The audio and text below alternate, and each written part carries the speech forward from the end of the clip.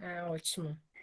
Então, dá bom dia para todo mundo, né? Agora oficialmente. Hoje são 20 de maio de 2022 e a gente tem um super prazer de receber a doutora Alda Tsunoda, que é cirurgiã oncológica do Departamento de Ginecologia Oncológica do Hospital Erasto Gartner e do HCOR. Também é professora adjunta do Programa de Pós-Graduação em Tecnologia em Saúde da PUC Paraná e diretora de curso do ICAR da América Latina de Barretos. O doutor Augusto Brandão é nosso professor que vai representar o departamento hoje. Ele é professor adjunto do Departamento de Ginecologia e Obstetrícia da UFMG, é membro da equipe de cirurgia ginecológica da Rede Mater Dei de Saúde e é o atual presidente do Comitê de Cirurgia e Endoscopia Ginecológica da SOGMIG. Nós vamos falar hoje sobre avanços e inovações em cirurgia do câncer ginecológico. É um super prazer e uma honra te ter aqui hoje, viu, professora Audrey? Bem-vinda. Puxa vida, Mariana, muito obrigada pelo convite, Mariana e Augusto, é uma grande satisfação estar aqui com vocês, de um, uma instituição que, puxa vida, é berço de vários profissionais renomados, né, e de pesquisa, de ensino, então é uma grande satisfação estar aqui com vocês e compartilhar esse momento, viu? E, bem, eu tenho certeza que até a minha presença aqui é muito mais até pelo carinho que vocês têm pela gente do que até porque eu tenho certeza que vocês aí têm muito e muito mais do que vou comentar com vocês aqui hoje, tá? Bem, essas aqui são as instituições que eu represento. Se vocês quiserem interromper e comentar alguma coisa, à disposição, tá bom? Eu vou comentar um pouquinho sobre esses avanços e inovações na cirurgia do câncer ginecológico, na cirurgia como um modo geral, mas também no câncer ginecológico, tá? Esses aqui são os profissionais que trabalham comigo na minha rotina, no meu dia a dia. Esses aqui são meus conflitos de interesse, nada de financeira para hoje.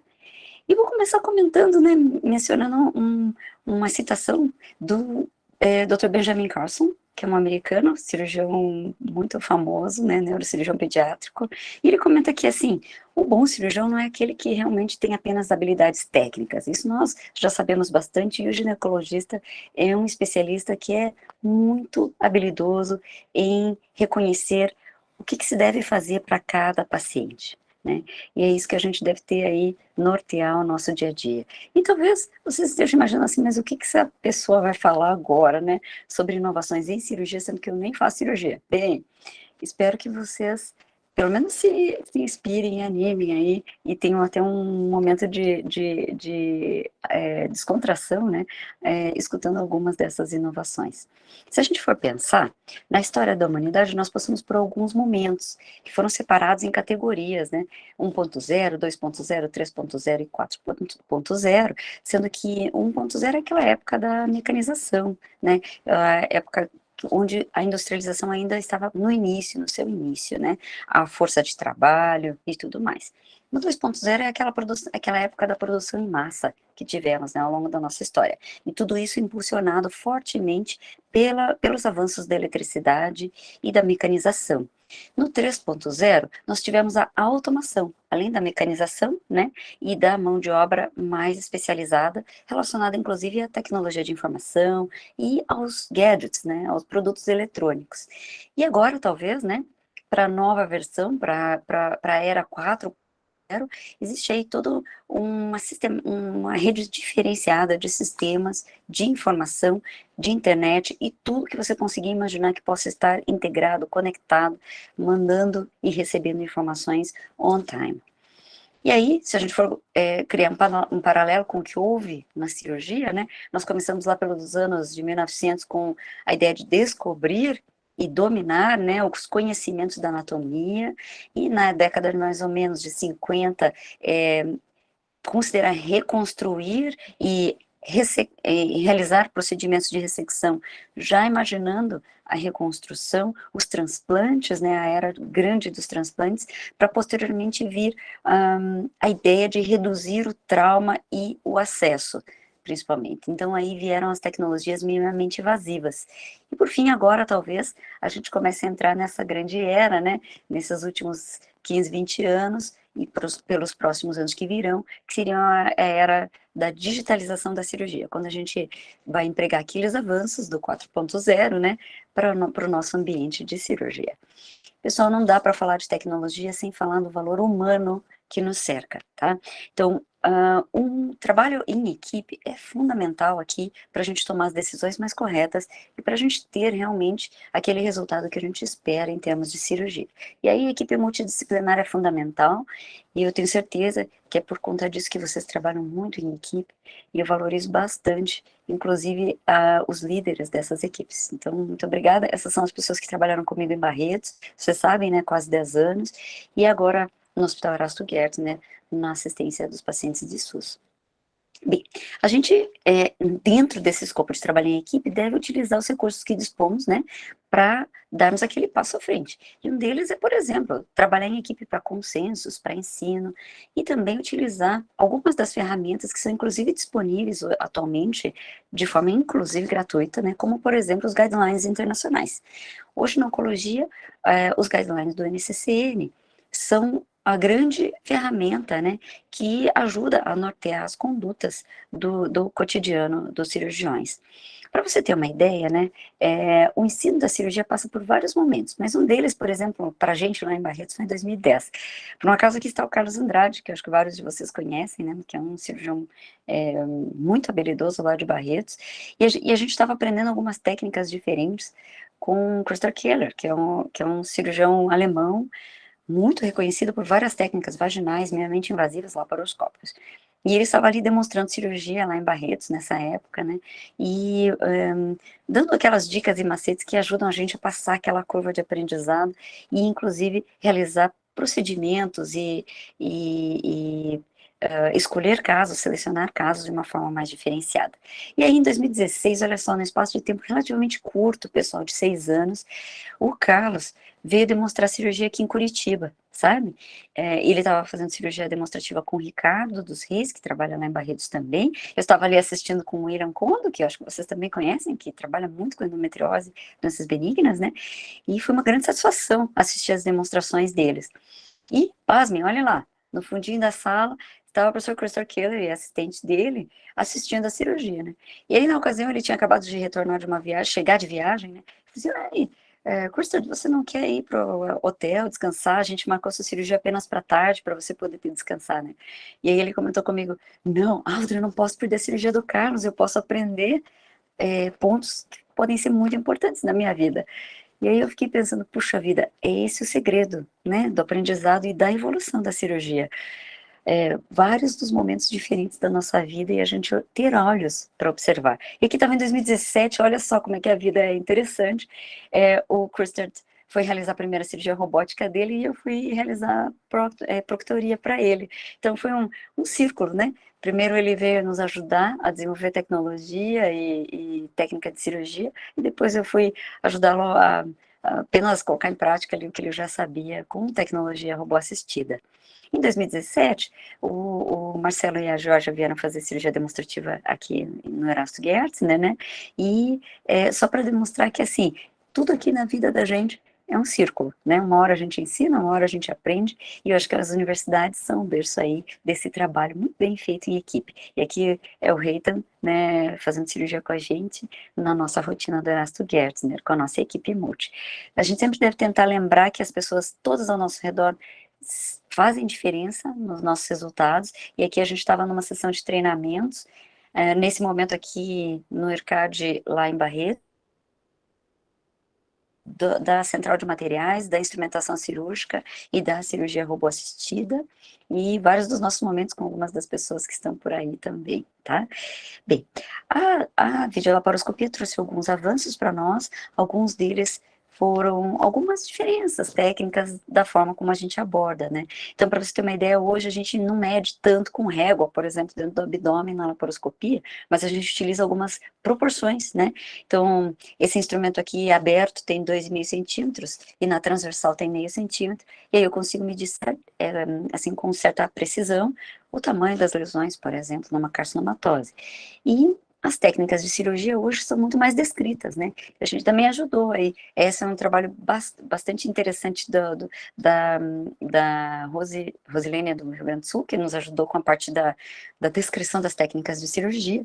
E hoje fica bem mais fácil, né? A gente ter acesso a essas informações de várias formas. Bem, não vou ficar mostrando a citorredução, mas esse aqui é um vídeo diferente, né? Como a gente pode integrar alguns dos conhecimentos para realizar procedimentos diferentes. Aqui a gente estava fazendo cirurgia laparoscópica em decúbito ventral no tórax. Então, essa é uma lesão no mediastino posterior, entre a coluna e a aorta e o esôfago, e a gente estava ali, por um acesso torácico, removendo uma lesão recidivada única de origem ginecológica. Porque realmente há algumas possibilidades hoje de imagem, de previsão de imagem, e inclusive de planejamento de cirurgia e equipe multidisciplinar, que nos favorecem desfechos muito mais tranquilos para o nosso paciente. Então aqui, vou passar rapidinho só para vocês terem uma ideia, a gente foi com alguns instrumentos de tecnologia, a gente pôde, esse aqui foi uma doação, né, essa é uma paciente de SUS, uma doação de equipamentos, inclusive, para que fosse realizado o procedimento, sabe? Porque é um procedimento bem singular. E aí a gente, utilizando alguns instrumentos bem convencionais e outros mais avançados, a gente foi removendo e liberando, né, dissecando essa lesão do periósteo, das vértebras torácicas, para que a gente pudesse remover com segurança, né, a lesão.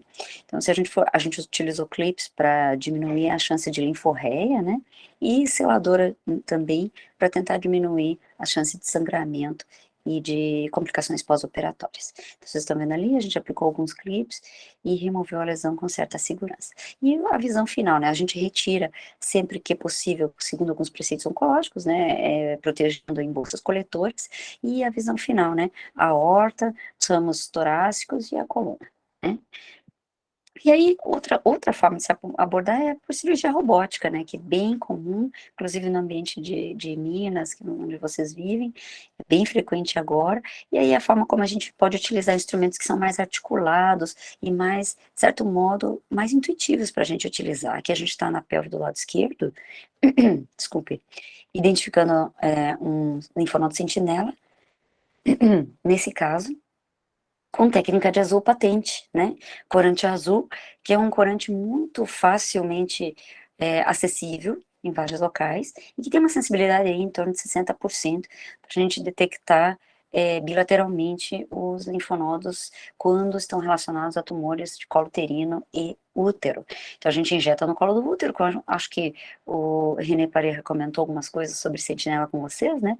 E aí a gente pode detectar com corante azul, com linfocintilografia, com verde de indocianina, com plataforma laparoscópica, com cirurgia aberta e com cirurgia robótica.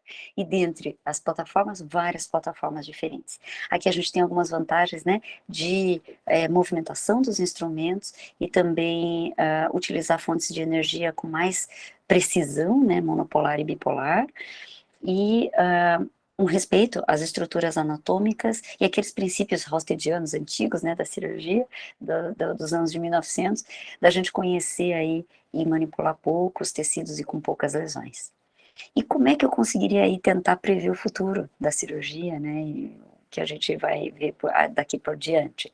Bem, a gente deve incluir a respeito dos avanços em cirurgia, dados a respeito de inteligência em saúde, como a gente deve, que recursos a gente deve lançar mão para sobrepor, para conseguir superar as desigualdades, né, as diferenças, o uso da inteligência artificial e da imagem, algumas das ferramentas novas para a cirurgia, como que a gente avança em termos de ensino, inclusive, né, menos casos, melhor aproveitamento, melhor desempenho, inclusive melhor avaliação, e também em pesquisa e eventualmente como é que são os futuros robôs. Eu estava um dia lá numa estação de trem, e aí vi uma revista leiga, entre aspas, assim, a cirurgia está mudando com tudo. E aí eu vou falar um pouquinho sobre o que a revista comentou para vocês, né? Quais são essas expectativas aí do público leigo, inclusive. Bem, pessoal, o primeiro gargalo é o acesso, como falei para vocês. Então não adianta a gente ter recursos fantásticos e uma minoria consegue utilizar, né? Tanto uma minoria de provedores de saúde, quanto uma minoria muito escassa da população. Então, só para se ter uma ideia, existem três grandes questões a respeito do câncer no mundo. Claro que a população está crescendo, está ficando mais velha e estão aumentando os fatores de risco na nossa história. E quem que vai precisar de cirurgia no caso do câncer? Para vocês terem uma ideia, aqui em azul estão todas as internações por câncer. E aí, em vermelho, todas as cirurgias necessárias para essa população. Então, vocês veem que, realmente, média, mais de 50% das internações por câncer demandam algum tipo de cirurgia, principalmente na faixa etária de 50 a 80 anos. Bom, e quanto que a gente perde aí, né, do GDP anual por conta do câncer? Para vocês terem uma ideia, aqui está trauma, em vermelho, câncer em azul clarinho, e depois várias outras causas, neonatal, maternal, digestivo, outras. Para vocês terem uma ideia como é a perda de GDP anual em trilhões de dólares, a estimativa ao longo dos anos. Nós estamos aqui no 22, para vocês verem onde é que nós estamos, e o que acontecerá, que escalonamento acontecerá nos próximos 10 a 12 anos. Então, vocês vejam que a tendência maior é realmente o câncer, inclusive superar de longe o trauma, né, e ser uma das principais causas de perda de gasto de GDP anual. A gente deve ter sempre em mente isso, né, que a gente deve ter o recurso correto no local correto, e existem várias ferramentas para isso hoje também. A gente pode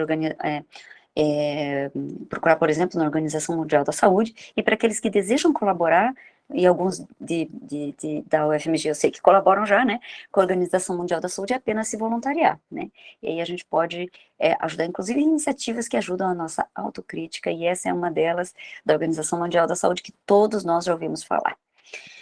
Posso oferecer o que há de melhor para esta pessoa? A minha equipe está preparada para este caso?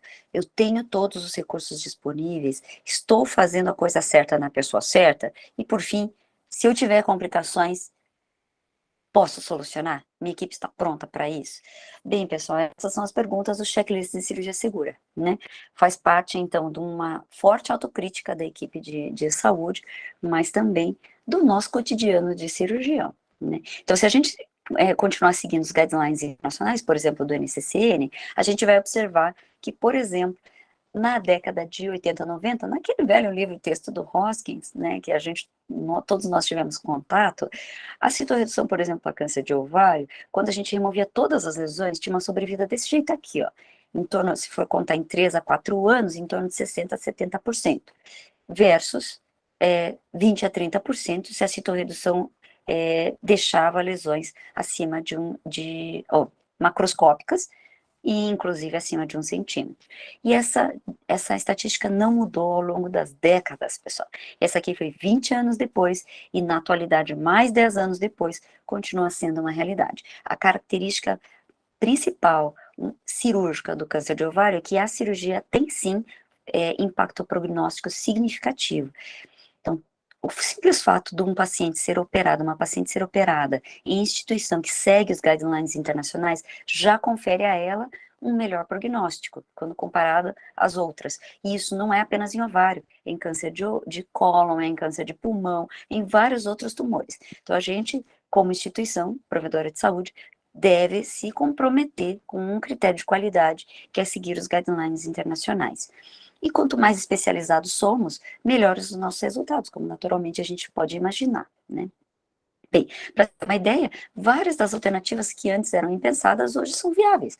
Por exemplo, preservar a fertilidade, né? Preservar a qualidade de vida, melhorar as funções. Hoje é uma realidade nossa incluída nesses guidelines internacionais. A gente sabe, a partir dessa tecnologia de informações atuais, que inclusive nos Estados Unidos, 1/3 das mulheres com diagnóstico de câncer de ovário morrem dentro de 90 dias do diagnóstico sem nenhum tratamento. E as principais causas relacionadas possíveis dentro dessa análise multivariada foi falta de tratamento, por exemplo, quimioterapia, falta de avaliação por especialista e realmente ausência de cuidados paliativos. E isso é custoso, né? Quanto que custa tratar câncer de ovário, por exemplo, numa instituição de referência como a FMG versus uma instituição que não é referência para câncer de ovário? Olha, em termos de mortalidade, a mortalidade de centros não oncológicos ou não especializados nessa área de câncer de ovário é 3 vezes maior, sendo que os custos são comparáveis. Então, cirurgia ruim é tão cara quanto cirurgia boa, porém, a mortalidade é 3 vezes maior. E em relação ao investimento do Brasil em tecnologias, em cirurgia e no câncer como um todo. Para vocês terem uma ideia, aqui no Brasil, né, a gente teve uma queda bem grande de GDP em alguns anos agora, né, recentes, relativamente recentes, e aqui vocês estão vendo a, quais são os gastos per capita, né, proporcionais, dependendo das regiões em saúde aqui no Brasil. Então, vocês veem que ao longo dos anos, aqui vocês veem os anos, né, os gastos foram aumentando, e isso varia dependendo da região relacionada a per capita. Então, para vocês terem uma ideia, no norte se gasta pouco per capita para a saúde, e os estados que mais gastam estão no sul e sudeste, sendo que o centro-oeste está aqui com uma tendência de ter mais gasto per capita, inclusive do que a região sudeste. Se a gente for comentar aqui por função dos gastos globais do governo no Brasil, dizem aqui, ó, vou te falar que a saúde é esta faixazinha vermelha aqui, ó, que está aqui no meio, ó, espremida dentre vários outros gastos da União, a maioria deles com um relativo pouco impacto na qualidade de vida nossa, sabe? Aqui está a saúde e a educação, né? O amarelinho e o vermelho. Bem, e sobre a oncologia no Brasil? De modo geral, a oncologia no Brasil, o financiamento está 74% direcionado à quimioterapia, 11% relacionado à radioterapia e 9% relacionado à cirurgia. Para vocês terem essa ideia, né, que realmente a gente representa menos que 10% do tratamento multimodal da paciente oncológica, muito embora a gente represente pelo menos 50% das admissões em câncer, como vocês viram inicialmente. E como é que é a distribuição dos médicos oncologistas no Brasil? Para vocês terem uma ideia, quanto mais escuro, maior é a concentração. Realmente a maior concentração é nesses estados da região central, sul e sudeste. Em termos de inteligência em saúde, para você ter uma ideia, menos de 20% das pessoas, estão incluídas nas estatísticas globais de câncer. Tá? Infelizmente, não há alcance de inteligência em saúde em vários locais do Brasil e do mundo. No Brasil, a estatística do INCA é feita a partir apenas de registros hospitalares de câncer, e várias das instituições não contribuem, para não dizer a maioria delas, né? E no mundo como um todo, menos de 20% das pessoas estão cobertas por essas informações. Então, tirando esse à parte, né, o que temos de dados são do Globocan e são de várias outras instituições que podem nos oferecer essas informações, mas para vocês terem uma ideia que a qualidade, em termos, inclusive pelo próprio Globocan, a qualidade dessa informação ela é relativamente moderada para ruim na maior parte dos locais do mundo. A alta qualidade está no verde escuro, por exemplo, Estados Unidos, Canadá, alguns países europeus. Nós estamos no intermediário, aqui no Brasil e em alguns países, mas vários países ainda do mundo não têm dados, ou os dados são muito ruins. Inclusive, em relação à mortalidade. Para você ter uma ideia, olha só, os países africanos não reportam mortalidade relacionada a câncer, né? Bem, e aí o que acontece, né? Esses países que não reportam estão se tornando cada vez mais populosos, ou reportam um pouco, né? Mais populosos, e as incidências estimadas nesses países acabam sendo até proporcionalmente maiores do que nos países desenvolvidos que reportam. Então, olha só o que aconteceu, por exemplo, com o câncer de ovário. Essa é uma estatística um pouco mais antiga, mas a incidência de tumores e a prevalência de tumores, a incidência aqui em lilás e a prevalência em verde dos tumores de ovário, na China, por exemplo, o número, numericamente, muito maior do que nos Estados Unidos, que é quem reporta super bem. Então, vários outros países, como a Índia, China, populosos, né, acabam não tendo tantos dados quanto a gente gostaria e acabam sofrendo um impacto muito grande do câncer, inclusive o câncer ginecológico, né, por conta dessa falta de estimativas e falta de dados e inteligência em saúde. Para vocês terem uma ideia aqui, o que acontece com o câncer de ovário, o que temos de dados em relação à mortalidade também. E esse é um mercado, né, o mercado da cirurgia é um mercado que movimenta dinheiro, movimenta, pessoal. Para vocês terem uma ideia, olha só, 27 bilhões de dólares em equipamentos médicos vendidos a cada ano, tá, no mundo, sendo que esses 27 estão dentro dos 40 bilhões de produtos farmacêuticos.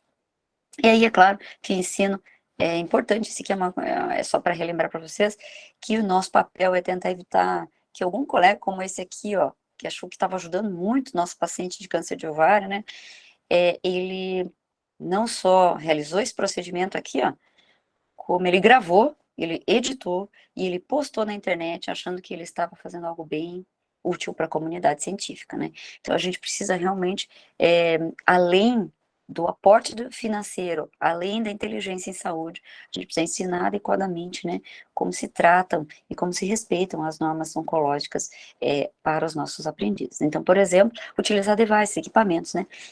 Uma bolsinha coletora, vocês estão vendo aqui uma confeccionada propriamente para isso pela indústria. Vocês viram no outro vídeo uma que foi feita no centro cirúrgico para extração, mas que a gente respeite os princípios oncológicos. E, é claro, utilize a tecnologia da radiologia, né, para nos apoiar, como, por exemplo, radiologista especializado no que nós desejamos observar para planejar a cirurgia. Você sabe que em 2019, a Universidade de Stanford acreditava que estava lançando o grande futuro da humanidade em termos de medicina, que é a imagem, avanços de imagem, e realmente visualizar e combinar, né, imagens com procedimentos em cirurgia. E essa é uma das perspectivas futuras, né? Como que a gente vai, por exemplo, visualizar com óculos de realidade virtual, como a gente vai casar as imagens que estamos visualizando com imagens realizadas com tomografia, com ressonância, que a gente conseguir realizar procedimentos guiados por imagens. Então, para vocês terem uma ideia, que existem alvos, né, com QR codes, para que se identifique o local visualizado no exame de imagem, e que a sobreposição de imagens para se realizar biópsia percutânea, sem a necessidade, por exemplo, de se estar com um tomógrafo imediatamente naquela posição, naquele momento. Então, prevendo movimentos respiratórios, prevendo topografias e, eventualmente, durante a cirurgia, ter sim o equipamento e casar as informações. Por exemplo, aqui vocês estão vendo uma possibilidade de realizar um TrueCut, né, uma biópsia guiada, visualizando as imagens com um planejamento de 3 dimensões a partir das imagens prévias do paciente, principalmente em lesões ósseas, por exemplo, né? E existem outras possibilidades, como, por exemplo, mapear pelo calor e pela visualização de margens, calcular margens, e aí a gente planejar já o que fazer em termos de margens. E, é claro, a conectividade, né? A gente capturar as imagens e um outro mentor em outro local nos orientar. Por exemplo, aqui, né? Cirurgia realizada num local, radiologista e especialista em outro local, assistindo a cirurgia em tempo real, e para vocês verem, ele sinaliza com a mão e aparece a mãozinha dele na tela do cirurgião que está realizando o procedimento, laparoscópico ou robótico, né? Então, é algum recurso diferente, né, de telemedicina que a gente pode passar a utilizar ou lançar mão num futuro muito próximo, já existente, inclusive. Então, vocês estão vendo aqui na sala da cirurgia robótica, né, a mãozinha, né, do cirurgião demonstrando, do cirurgião tutor, né, mentor, orientando o que deve ser feito. Olha só, no seu escritório, a mão aqui, ó, mostrando embaixo da câmera e transpondo para o local onde está sendo operado.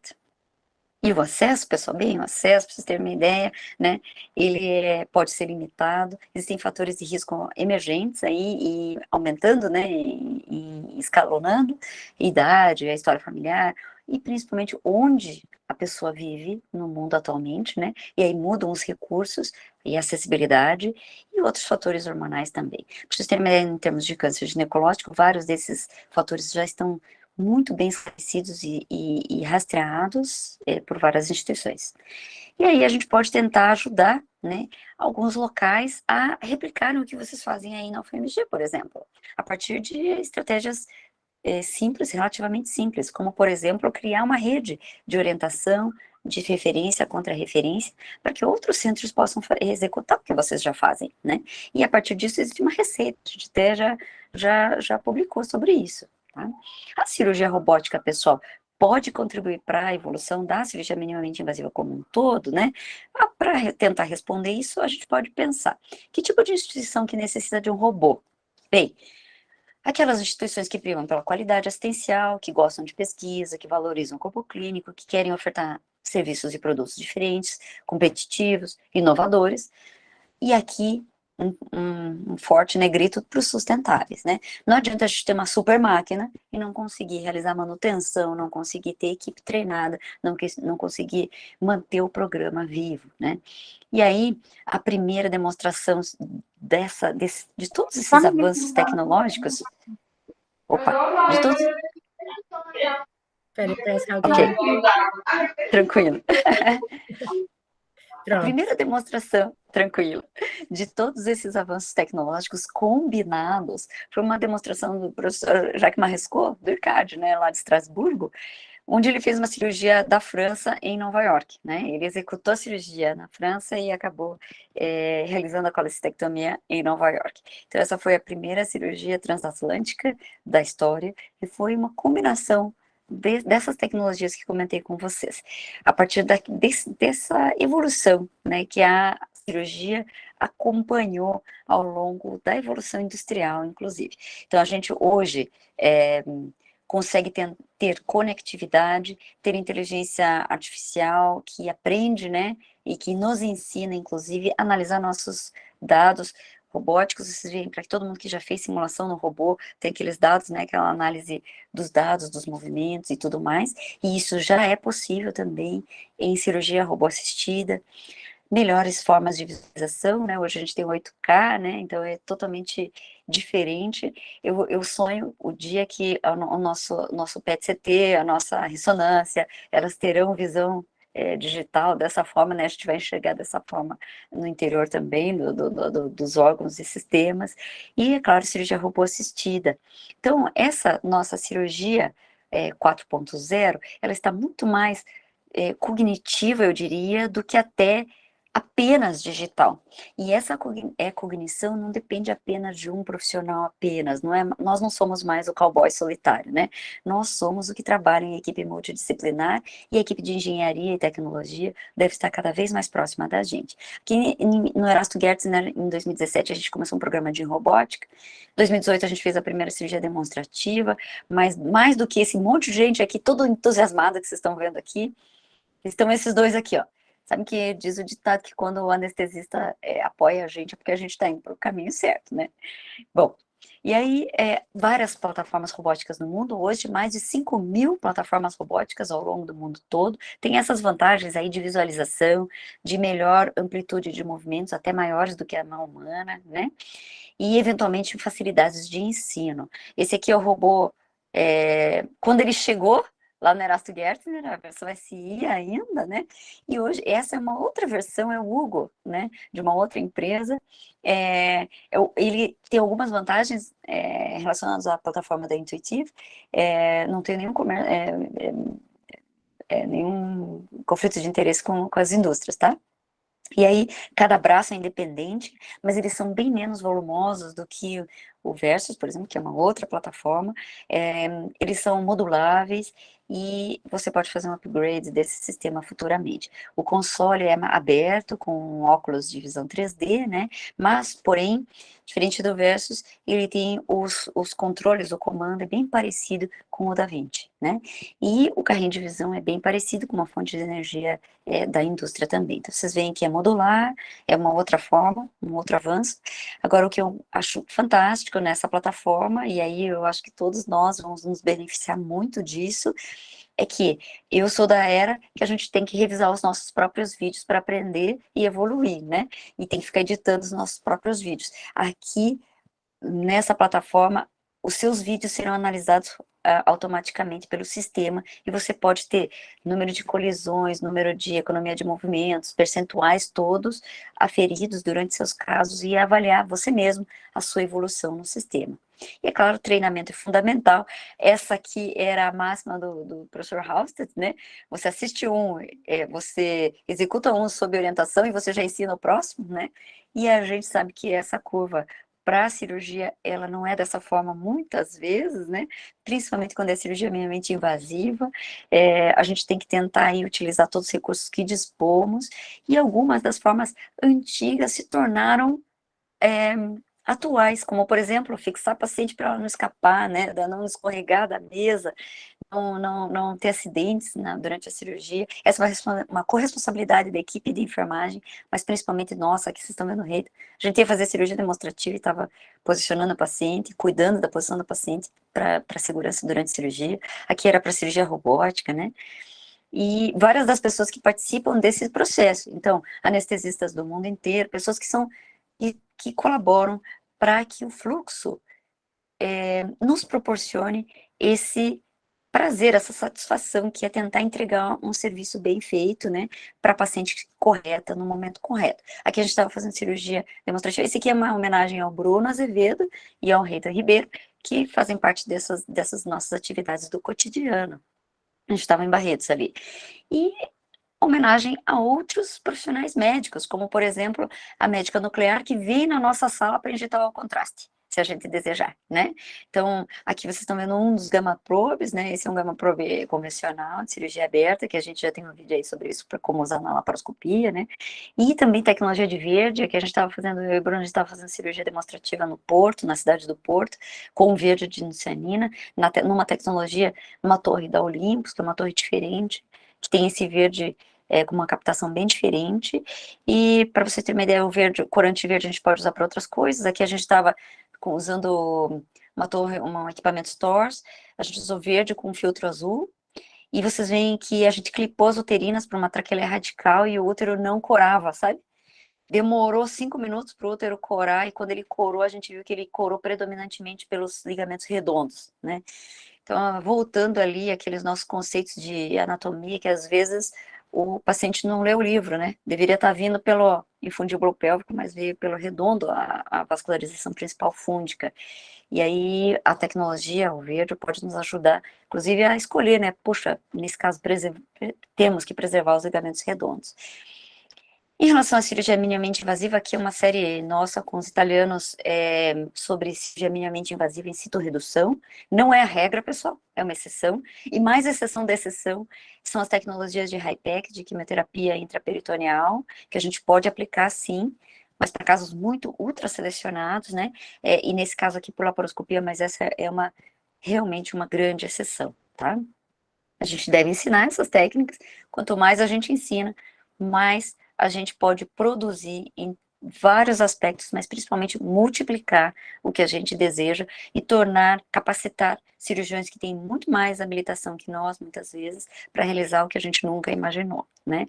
Então, a pesquisa em cirurgia, aqui, pessoal, no Brasil, nós precisamos aí, em cirurgia, de umas janelas de oportunidades, né? Porque é super difícil a gente conseguir um financiamento forte para assistência, que dirá para pesquisa. Existem vários estudos aí que podem favorecer a neoadjuvância, por conta das filas tradicionais, né, dos sistemas públicos de saúde, e a gente pode aí ter uma série de tipos diferentes de estudos e iniciativas. A gente sabe aí, olha pessoal, que 93% de toda investigação, toda pesquisa de câncer em cirurgia é realizado em 35 países apenas, sendo 8 países low and middle income. Corresponde a 15%. Nós estamos aqui, pessoal, aqui, ó, nessa faixa. Nós fazemos 1,7 da pesquisa de câncer e 2,3 da cirurgia em câncer, para vocês terem uma ideia da pesquisa. Então, a gente precisa aí fortalecer a gente, pessoal, né, através de iniciativas. Esse aqui é um slide do Reita, sabe? Sobre a cirurgia de histerectomia radical depois do LAC trial. Tá? A opção 1 foi parar de operar, né? A opção 2 foi tentar solucionar, a opção final foi tentar resolver esse problema e o que fazer com a cirurgia. Então, a gente às vezes tem que dar um passo atrás para dar 2 para frente, e esse é um dos exemplos, né? Participar de pesquisa dessa forma. E o futuro, pessoal, bem, o futuro é gastar cada vez mais com robôs cirúrgicos, para você ter uma ideia. Esse robô cirúrgico que hoje parece ser uma etapa entre a laparoscopia e a cirurgia digital total, completa, onde o cirurgião não vai precisar nem estar em sala, né? Provavelmente pode ser essa ponte, né? Para a cirurgia digital, para o mundo 4.0, como a gente imagina no futuro. E um outro recurso é a gente realmente não realizar a cirurgia como a gente conhece, e utilizar, por exemplo, biorobôs, né, que mexem de forma molecular, de forma celular, na composição dos tecidos e órgãos, e aí, eventualmente, totalmente diferente do que a gente imagina na atualidade, né? Então, em resumo, pessoal, a gente fez um passeio aí, né, pelo que há de atualidade e as nossas perspectivas futuras, né, em termos de inteligência e saúde, como a gente pode tentar sobrepor essas diferenças, né, regionais, de países, como a gente pode utilizar os recursos de inteligência artificial e imagem, algumas ferramentas de cirurgia, um pouquinho sobre pesquisa e ensino e o que os futuros robôs trazem para a gente. Mas, acima de tudo, nosso foco é a nossa paciente mulher, né? Então, ela, na sua individualidade, a gente deve lançar mão dos nossos recursos pessoais, humanos, mas também tecnológicos, para oferecer o que há de melhor. Já dizia Darwin, né, que não é o melhor ou o mais inteligente que sobrevive, né, mas sim aquele que é mais adaptável à mudança. Então, vamos mudar todos juntos, né? É um convite para que a gente dê um passo à frente para o futuro 4.0. Viu? Eu vou convidar vocês, então, para o Congresso Mundial de Câncer desse ano, que vai ser em Nova York, pelo IGCS, super acessível em termos financeiros, a inscrição e a filiação para o IGCS, para aqueles que se interessem, e eu acho que vai ser um momento bem interessante de volta, né, ao presencial. Então, pessoal, muito obrigada pela oportunidade mais uma vez. A oportunidade é nossa, né, de te ouvir, uma aula excepcional. Te dar parabéns, né, que ontem, então, foi eleita membro da... Acabamos de ter aqui um spoiler aqui no chat. Muito bem, excelente. Vou abrir para o professor Augusto falar também, professora Aldrin. O Agnaldo já está aqui com a mão levantada. Muito obrigada. Professor Aldrin, muito obrigado pela participação mais uma vez, tá? Pelo carinho, pela disponibilidade por conversar com a gente a semana toda. Além de ser uma excelente professora, eu já fiz alguns cursos com você e sei que também, né, por presença, que também é realmente uma excelente cirurgiã, né? Eu acho que o que é muito importante que foi debatido hoje é a importância da educação continuada para todo cirurgião, né? Não adianta ele ter aquela formação terminal e ele realmente se contentar com aquilo. A gente tem uma visão que o cirurgião hoje ele se forma e ele tem que ter uma preocupação constante em incorporar novas técnicas a todo momento, incorporar também novas tecnologias, e a aula da senhora foi brilhante nisso também, mas também sempre estar atento à segurança e toda a jornada que a paciente passa, do momento em que ela chega até a gente, até o momento que ela tem o seu tratamento concluído, né? Talvez esse último ponto a gente peque um pouco, né, em se preocupar muito com a segurança e a jornada. Mas a certeza que a gente tem é que se a gente não faz essas três coisas, a gente nunca vai conseguir aprimorar nossos resultados e a gente poderia muito bem se contentar com todos os resultados que a gente apresenta da década de 90, do começo do milênio, e ficaria assim, né? Mas uma certeza que a gente tem invariável é que, de qualquer forma, igual a senhora falou, os custos eles vão sempre subir. Então, que pelo menos os custos subam com resultados melhores. Eu acho que isso é importante. E eu acho que essa é a principal justificativa para a gente aceitar melhor essa incorporação e essa densidade tecnológica toda de hoje.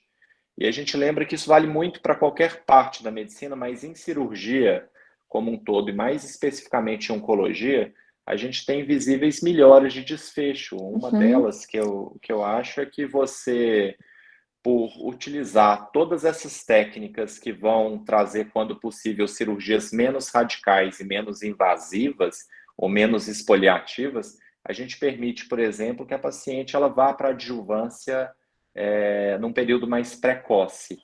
Isso é extremamente importante, né? Eu fiquei super comovido e super reflexivo aqui quando foi colocado na aula que um fator de risco, um fator de prognóstico de câncer hoje é onde que a paciente mora, né?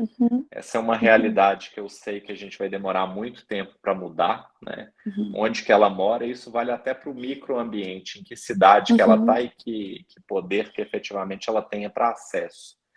Mas eu acho que essa aí serve como uma mensagem para todos nós pensarmos aí. Eu vou agradecer a participação da senhora. O professor Aguinaldo já quer falar, depois a gente abre para os outros professores também, mas muito obrigado, viu? Imagina, obrigada, Augusto. Muito obrigada pelo carinho e as considerações. Ei, Audrey, tudo bem? Bom dia a todos. Desculpa, eu perdi o inicinho da sua aula aí, coincidiu com um voo meu. Estou chegando aqui em BH. E tudo bem com você? Graças a Deus, muito bem acompanhada, Aguinaldo. Que fantástico. Que prazer estar com você aqui. Seja muito bem-vinda, tá? O Departamento de Ginecologia e Obstetrícia da UFMG. A Audrey, gente, já foi apresentada anteriormente, né? Mas é uma grande referência para todos nós, não só do ponto de vista técnico, uma super cirurgiã, uma pesquisadora, mas uma médica, uma pessoa que realmente está à frente do tempo, né, Audrey? Eu acho que você combina bem essa questão dos avanços tecnológicos, técnica e sensibilidade a outras coisas, como toda boa mulher, né? Eu acho que representa muito bem esse universo feminino, né? Hoje com inclusão, diversidade que a gente tem que ter, viu? Muito obrigado do que você representa para todos nós aí na cirurgia pélvica feminina, tá?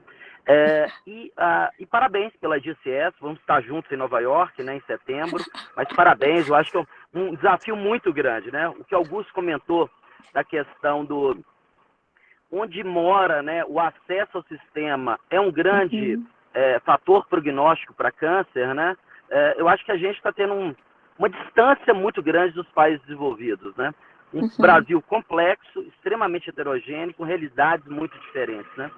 E no ponto de vista de treinamento, Aldo, que dica que você dá, que a gente tem vários residentes, né? O que você faria hoje, assim, para lidar com, eu não diria nem cirurgia oncológica, mas para cirurgia pélvica? Esse mundo que a gente está, uma formação complexa durante a residência, que a gente precisa cada vez mais adquirir habilidades, competências. Mas como é que você acha, o que você acha hoje o que poderia ser feito para melhorar o treinamento da cirurgia ginecológica para os residentes? Poxa, Aguinaldo, obrigada mais uma vez, obrigada por estar presente, fazer esse esforço, inclusive, por comentar e pelos comentários e pela pergunta. Vou dizer o seguinte, algumas das receitas funcionam, tá? E a receita que funciona é treinar. Você lembra que quando você foi aprender nós cirúrgicos, tinha que ficar repetindo diversas vezes, né? Não sei se você é do tipo que amarrava o fiozinho na cabeceira e ficava treinando assim, mão direita, mão esquerda, mão direita, mão esquerda, até ficar automático, dar nó, tipo, puxei nós de cirurgião, nó não sei o quê, via inverso aqui, acolá. É assim, é treinar, né? Porque é tornar automático alguns dos movimentos. Essa é uma das coisas. A outra é que a gente tem que ter fundamentos. Lembre-se, em 1700, 1800 começou o conhecimento do domínio da anatomia. Você não pode estar antes dessa era, pessoal. Você precisa conhecer a anatomia, você precisa dominar a técnica da cirurgia, você precisa saber a indicação adequada para paciente. Se você estudou tudo isso antes, estudou o caso, estudou a anatomia, estudou a indicação e a técnica da cirurgia, e você treinou, não tem como dar errado, sabe? A sua cirurgia será melhor, não tem como dar errado. Então, a fórmula já existe, pessoal. E não depende de você operar 600 esterectomias. Se você precisa operar 600 esterés para saber fazer esterectomia, tem um problema com você, né? Não é possível. Você precisa dominar um procedimento. Uma vez que você faz bem feito, sabendo direitinho, com uma boa orientação, você consegue dominar aquele procedimento. Por outro lado, se você chega na cirurgia sem saber de nada, não estudou nada, não treinou nada, e chega na hora lá, e aí, pessoal, o que nós vamos fazer? Não vai ter aprendizado suficiente para você, infelizmente. Porque o reverso também acontece. Quanto menos você se preparar para a cirurgia, quanto menos você estudar, quanto menos você souber a indicação, e quanto menos você conhecer da sua paciente, pior será seu resultado. Então, não tem como, não tem um milagre, sabe? Uma coisa que ajuda muito na cirurgia minimamente invasiva é, além dessas etapas, você revisar e editar seus próprios vídeos, né? Então, você assiste os vídeos dos outros, assiste lá, professor Aguinaldo operando, assiste fulano operando, ciclano. Se você assiste os vídeos dos outros, observa os movimentos e assiste os seus próprios, você consegue avaliar a sua própria evolução, inclusive, porque gravar os seus vídeos e editar os seus vídeos faz com que você realmente se conscientize dos movimentos úteis, dos inúteis, né, dos prejudiciais, inclusive, para que você devagarzinho vá evoluindo. E aí, na minimamente invasiva, ter um bom tutor e revisar os seus vídeos acelera muito sua curva de aprendizado. Eu acho que se tem algumas dicas, essas talvez sejam as mais, talvez fundamentais, né? Mas acho que são as mais importantes para jovens cirurgiões. Fazer cursos podem ajudar, sabe? Mas não substitui você se preparar para cada caso que você vai realizar, ou que você vai, inclusive, presenciar. Depois de uma idade, você já não quer mais fazer, você quer assistir quem sabe fazer, né? Então, você vai para um evento, vai visitar alguém só para assistir aquela pessoa fazer.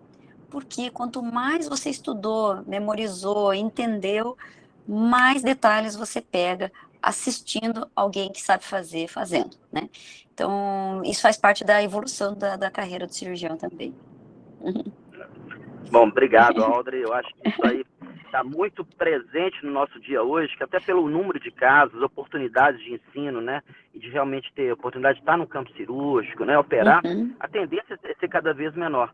E um outro lado também é a questão dos preceptores. Um preceptor não é aquela pessoa que manda fazer uma série de repetições em relação a procedimentos, né? Eu acho que a gente tem que também focar nesses preceptores dos programas de residência, né? Existe hoje tudo é técnica, né? Tem técnica de ensino, técnica de aprendizagem, técnica de provas, né? De avaliação, né? A gente precisa evoluir mais nesse sentido. Audrey, é sempre muito bom vê-la, você é inspiradora, obrigado por estar aqui com a gente, viu? Obrigado. Imagina, obrigada, Aguinaldo, muito obrigada. O Dr. Aguinaldo tem a faca, o queijo na mão, né, para ajudar a gente a realmente ligar os motores para frente, rumo 4.0 Ginecologia Brasil, né, Aguinaldo? Juntos, viu? Obrigado. Vamos que vamos. Vamos que vamos. Não vamos desanimar, não, né? Vamos caminhar. Abraço. Abraço. Excelente, muito bom mesmo. Eu acho que o professor Aguinaldo falou uma questão que é verdade. Você é inspiradora, viu, Audrey? E a aula foi inspiradora. Oh, meu Deus, obrigada, Mariana. É verdade. Alguém quer mais, né? Se colocar alguma coisa, professor Augusto, algum outro professor, mesmo algum residente que está aí, aproveitar a oportunidade. Ô Audrey, se ninguém mais tiver nenhuma consideração, mais uma vez te agradecer, aproveitar e te convidar para conhecer a gente aqui também, tá? Quando você for dar uma passada, para você conhecer o nosso serviço aqui, será uma honra para a gente, tá? Meu Deus, muito, muito obrigada.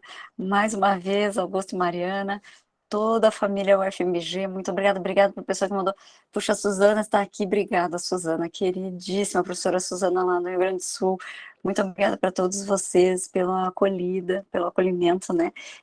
Por me convidarem aqui para esse momento, por compartilhar esse momento. Obrigada pelo carinho. E eu espero realmente reencontrá-los em breve, viu? Se Deus quiser, e pessoalmente, né? Recebam meu abraço, tudo de bom para vocês, viu? Obrigada, Audrey. Obrigado, grande abraço. Para você, viu? Obrigada, bom dia. Até breve. Tchau, tchau, bom dia. Ei, Suzana, beijão. Obrigado, viu, Suzana? bom dia a todos. Tchau. Tchau, tchau.